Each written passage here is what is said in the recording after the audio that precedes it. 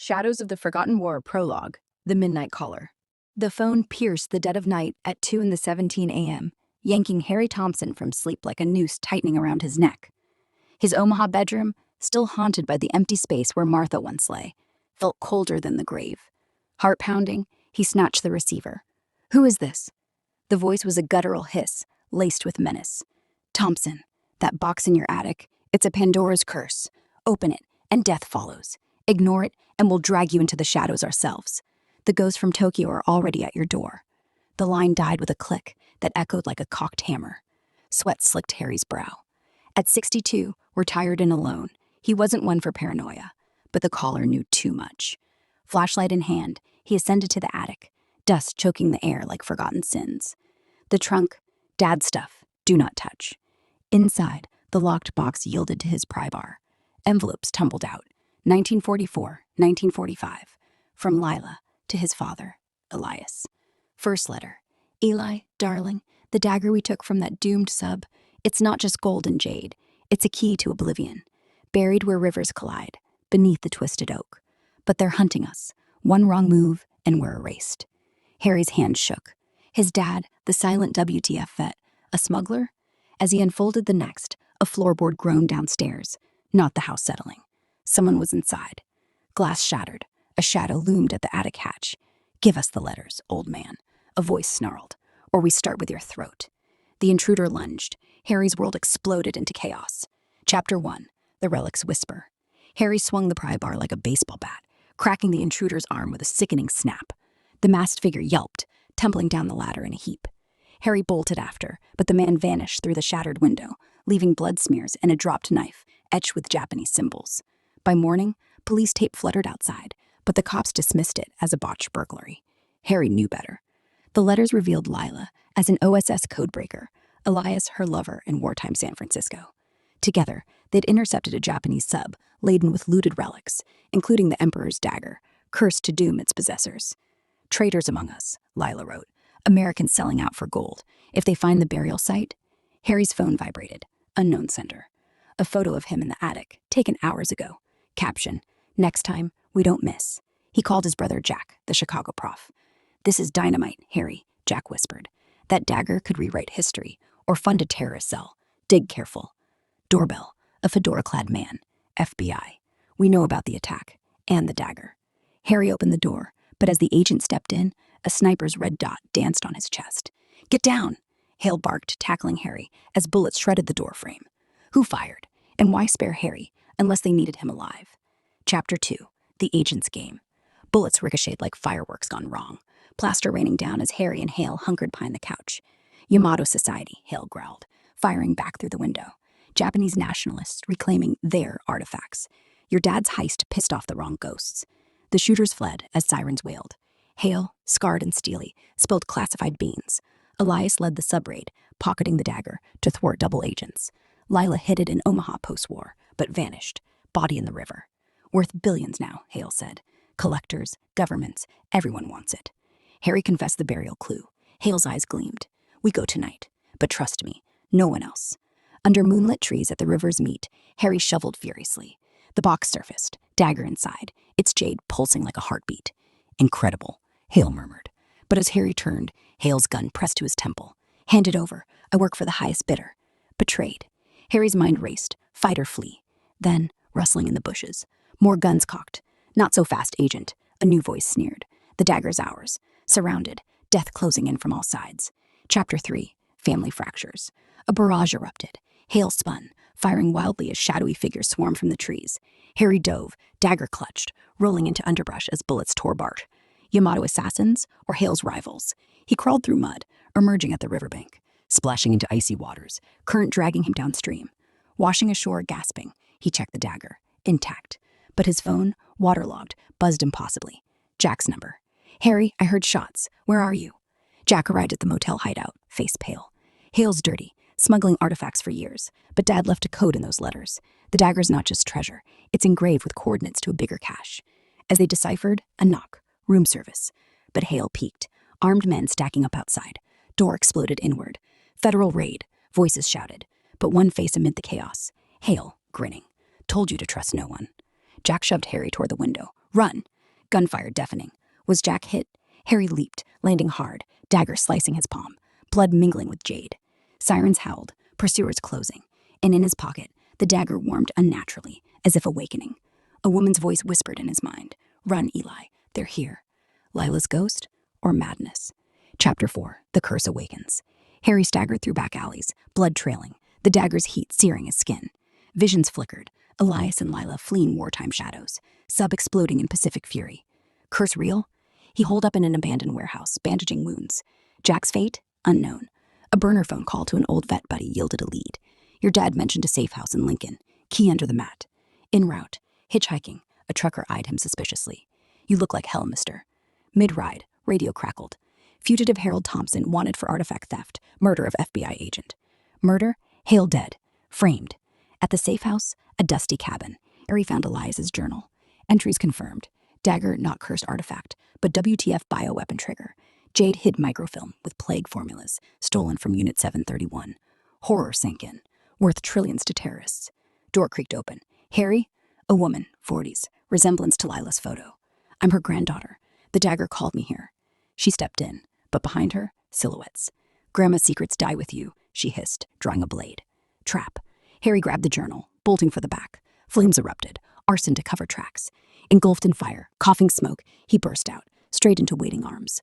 Got you, Jack rasped, bloodied but alive. But they're everywhere. A helicopter thundered overhead, spotlights blinding. Surrender the dagger. Escape or final stand. Chapter 5. Allies in the Inferno. Flames licked the night sky as Harry stumbled from the inferno, coughing black smoke, the dagger's unnatural heat scorching his pocket like a branding iron. Strong hands gripped his arms, not the enemy's, but Jack's, his brother's face smeared with soot and blood from a gash across his forehead. Harry, thank God, Jack gasped, pulling him into the shadows of the tree line. I fought my way out of that motel ambush. Hale's men, they're everywhere. Above, the helicopter's rotors thundered like war drums, its spotlight slicing through the smoke, pinning them like insects. This is the FBI. Surrender the artifact now or we open fire. The voice boomed, mechanical and merciless. Jack yanked Harry down behind a fallen log. That's not real FBI. Hale's corrupt network. They've got choppers, means deep pockets, foreign money. Bullets stitched the ground nearby, dirt erupting in geysers. Harry clutched the journal, its pages revealing the dagger's true horror. Not just a relic, but a vessel for Unit 731's bioweapon blueprints, Japan's infamous WTF germ warfare unit, formulas for plagues that could wipe out cities, hidden in microfilm within the jade. We cannot run that bird, Harry whispered, mind flashing to Elias's tales of Pacific evasion. The river, it's our only shot. They bolted, zigzagging through underbrush as the chopper banked low, machine gun chattering. Diving into the frigid Platte, current clawing at them, they surfaced downstream. But spotlights locked on. A rope ladder dropped from the helo, figures rappelling down. They're boarding us like pirates, Jack yelled. One assailant landed feet away, rifle raised. Harry swung the dagger wildly, its blade slicing air with an eerie whine. The man screamed, clutching his arm as if burned by invisible fire. Curse or coincidence? But as they swam farther, a speedboat roared from the shadows, cutting them off. Hale at the helm, grinning like death. End of the line, brothers. Trapped between air and water, nowhere to run. Chapter 6. Revelations in the Depths. The speedboat's wake slapped Harry's face as Hale's goons hauled them aboard, zip-tying their wrists with brutal efficiency. The chopper hovered overhead, a dark angel overseeing the capture. You Thompsons are persistent, Hale sneered, snatching the dagger from Harry's pocket. His eyes widened as he held it. Did it pulse for him too? Your old man thought he could hide this forever, but secrets like Unit 731 don't stay buried. Tossed into the boat's hold, Harry and Jack huddled in the dim light, engine rumbling as they sped upriver. How'd you survive the motel? Harry whispered. Jack's eyes darted. Play dead, overheard them. Hale selling to a consortium. Japanese nationalists, Chinese black marketeers, even rogue CIA elements. The bioweapon data could engineer modern pandemics for profit or power. A hatch creaked open. The woman from before, Lila's granddaughter, descended, face a mask of cold calculation. Call me Aleda, she said, cutting their ties with a hidden knife. Grandma Lila trusted Elias, but Hale killed her in 46 to cover the heist. I've been tracking this for decades. Ally? Harry rubbed his wrists. Why help now? Elena's smile was razor thin. The dagger's microfilm has a self-destruct code. Activate it, and the formulas vanish forever. But we need to get it back first. As the boat docked at a derelict warehouse on the Missouri banks, Elena slipped them a pistol. When I say, move. Guards dragged them out into a cavernous space, lit by flickering bulbs. Hale stood at a table, dagger under a magnifier, extracting the microfilm with tweezers. Now, Elena shouted, firing at the lights. Darkness exploded, gunfire flashing like lightning. Harry grabbed Jack, diving for cover as bullets whined. In the melee, Harry lunged for the dagger, fingers brushing it, but Hale's boot slammed his hand. Not so fast. A new voice echoed from the rafters. Federal agents, freeze. Real FBI this time. Spotlights blinded everyone. Chaos reigned. Whose side was whose? Harry snatched the dagger, but a shot rang out, Elena crumpling. Run, she gasped. Escaping into the night, dagger in hand, Harry heard Hale's roar. This isn't over. But as they fled, Jack clutched his side, blood seeping. Harry, I think I'm hit bad. Collapse imminent. Pursuers closing. Chapter 7. The Hidden Cache. Jack slumped against a tree in the woods bordering the warehouse, face paling as blood soaked his shirt. Gut shot, he muttered through gritted teeth. Leave me. Get the dagger to safety. Harry tore his sleeve for a makeshift bandage, mind racing. The journal mentioned a secondary cache, Elias's backup hiding spot in the old family farmstead, now abandoned outside Lincoln. We're not splitting up, Harry growled, half carrying Jack to their stolen getaway car from the dock. Sirens wailed in the distance, real or Hale's. Elena's sacrifice bought them time, but how much?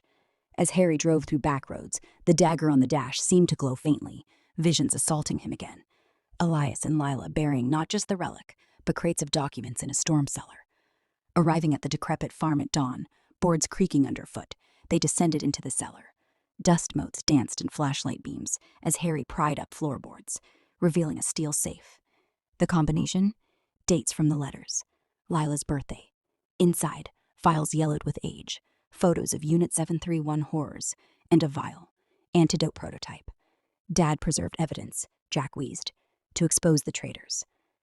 But footsteps thudded above. They're here, Harry whispered. The cellar door burst open, Hale, bloodied and furious, with reinforcements. Hand it over, or your brother bleeds out. Harry raised the pistol Elena gave him, but clicked empty. Bluff? Hale advanced, gun steady. Then a rumble. Earthquake? No.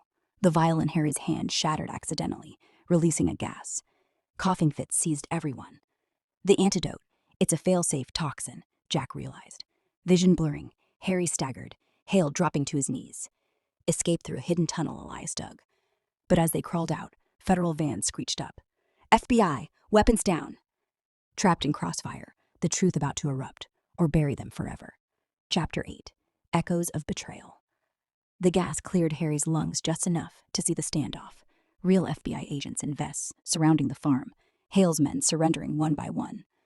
A lead agent, stern-faced woman in her 50s, approached cautiously. Harold Thompson, stand down.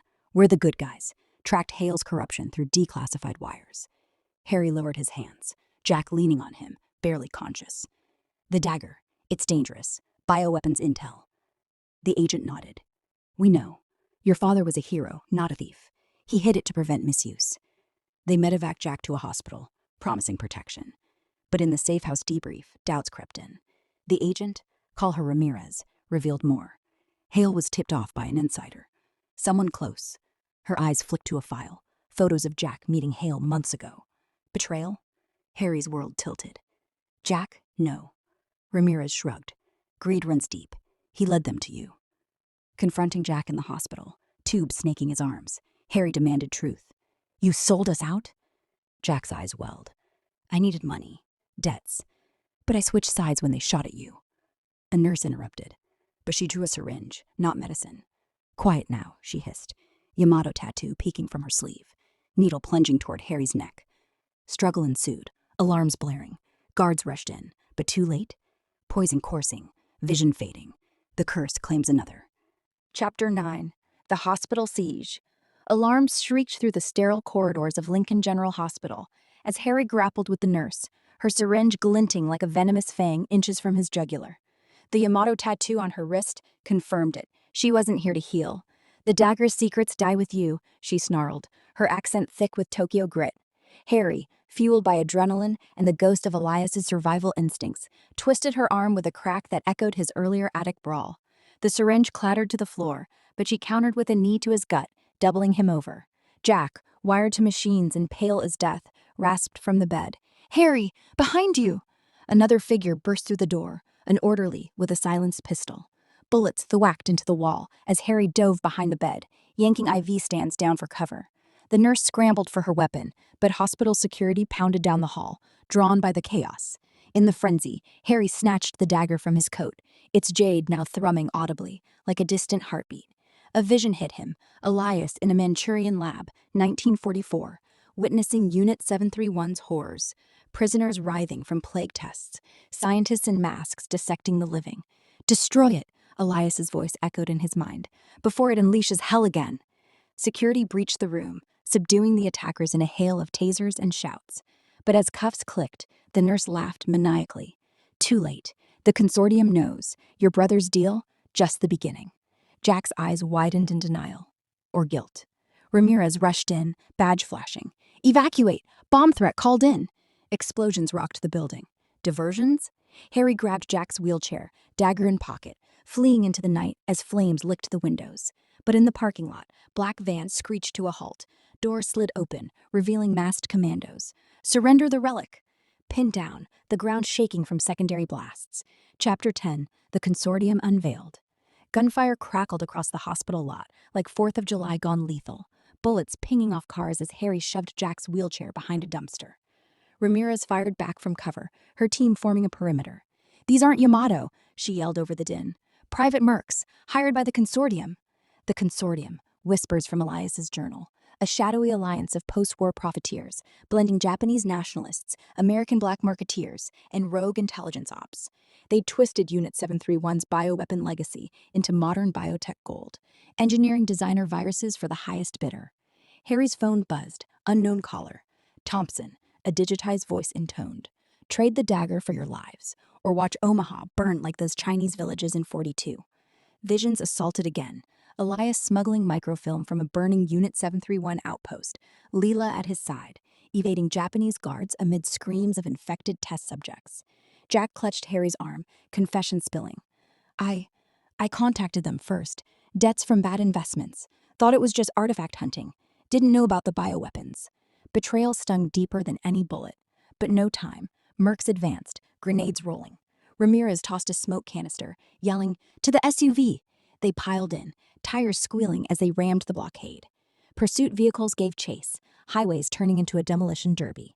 Harry examined the dagger in the dashboard light. Prying at the jade revealed the microfilm, fragile as a whisper. A rocket streaked from behind, exploding the road ahead. The SUV flipped, tumbling into a ditch. Wreckage smoking, survivors crawling out, but the consortium closing in, helicopters whirring above. Death from the skies. Chapter 11, The Underground Network. Dazed and bloodied, Harry hauled Jack from the mangled SUV, Ramirez covering their retreat into roadside woods. Sirens dopplered in the distance. Real authorities this time? But trust was a luxury gone.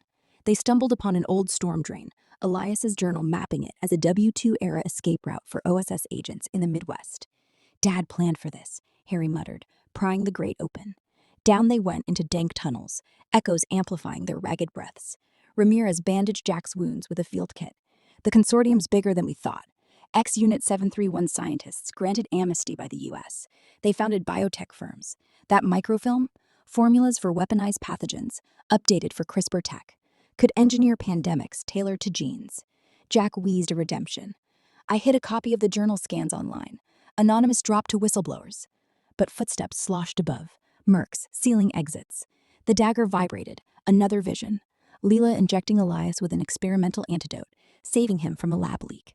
The vial in the cache, Harry realized. It's not toxin, it's the cure. They pressed deeper, finding a hidden chamber, Elias's bolt hole, stocked with canned goods and a radio. But as Harry radioed for help, static crackled. "We've got your signal. Surrender." Trap. Walls shook, floodgates opening, water rushed in, rising fast. Drowning in the dark, secrets pulling them under. Chapter 12, The Final Reckoning. Water surged to their waists, the chamber a drowning tomb. Harry clutched the dagger, its glow piercing the murk like a beacon. "There's a way out," Ramirez shouted, spotting a rusted ladder to a manhole. Climbing against the torrent, they emerged in an abandoned factory on Omaha's outskirts, Elias's old workplace, now a skeleton of rust and memories. But no respite. Consortium forces surrounded the building, floodlights turning night to day. A megaphone boomed. "Thompson, the microfilm for amnesty. We can make you rich, or erase you like Unit 731's logs." Jack, weakening, handed Harry a USB from his pocket. "The scans. Upload them, expose it all." Harry barricaded doors, rigging tripwires from scavenged wire. Elias's ingenuity reborn. Ramirez contacted her superiors. "Backup en route. Hold." The assault began. Breaches from all sides. Harry fought hand to hand, dagger slashing like in his visions. One merc down, another, but numbers overwhelmed. Cornered on the catwalk, Hale, alive, scarred, emerged as the consortium's face. "Your dad stole from us. Time to pay."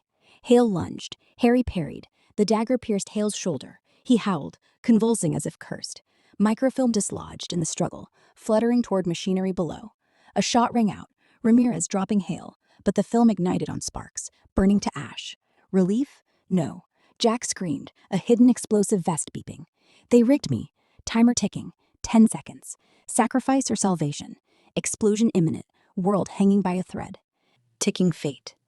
The factory catwalk trembled under Harry's feet as the explosive vest on Jack beeped relentlessly. 10, 9, 8.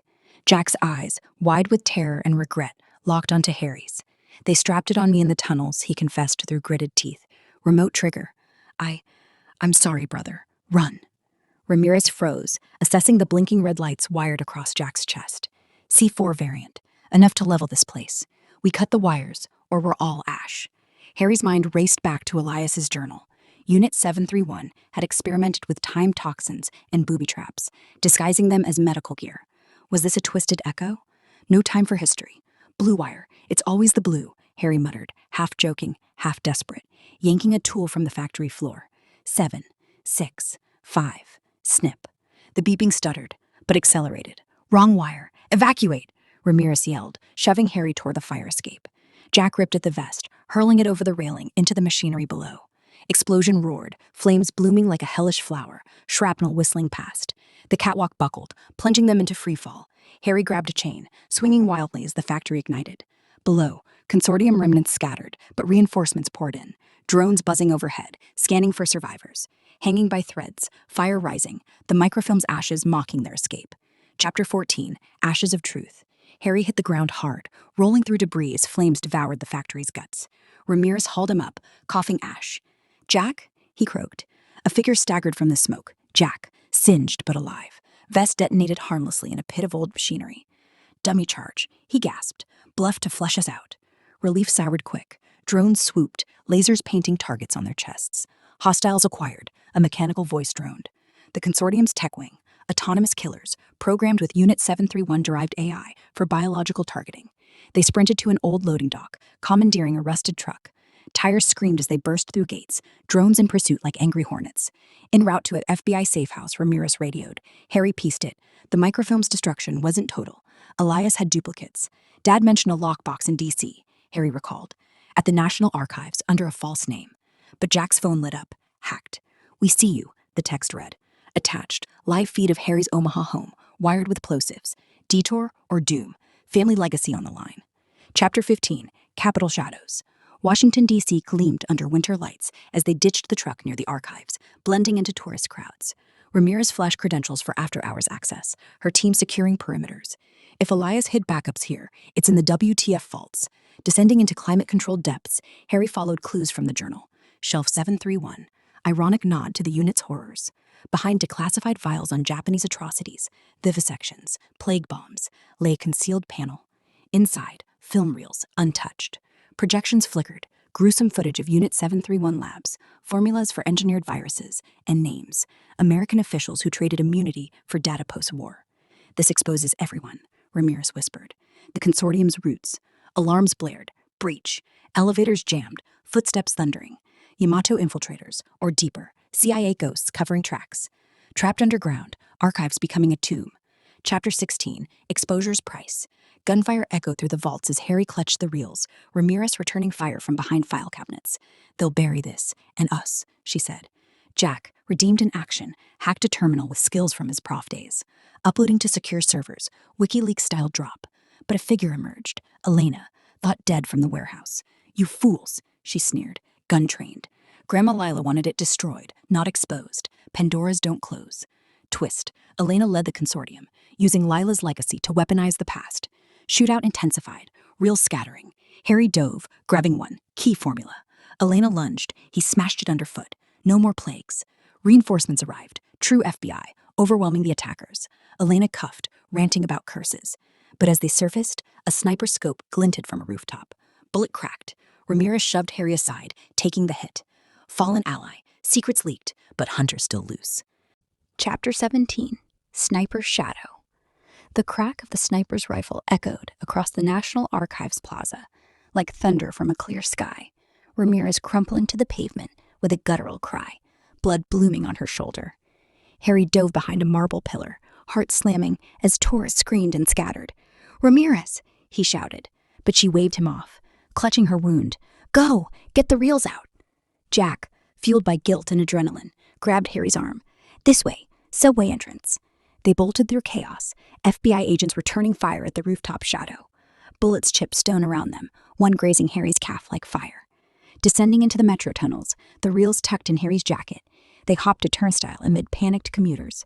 A train roared in. Salvation? But as doors slid open, a familiar face inside, Elena's lieutenant, gun drawn. End of the line.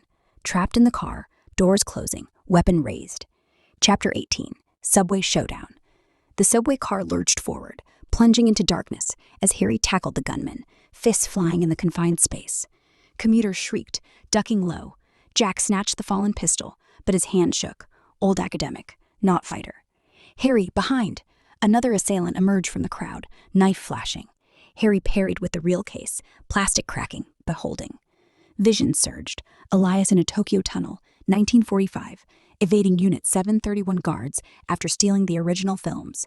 Gas masks, screams, bioweapon canisters hissing.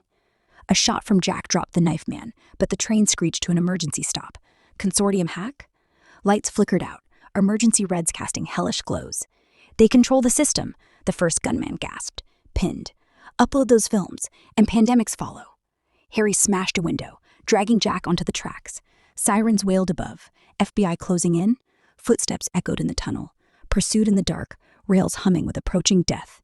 Chapter 19, Viral Truth. They emerged in a service alley near the Capitol, breaths ragged, reels intact. Jack hotwired a parked car, surprising skill from his Debts days. To a public Wi-Fi spot, upload anonymously.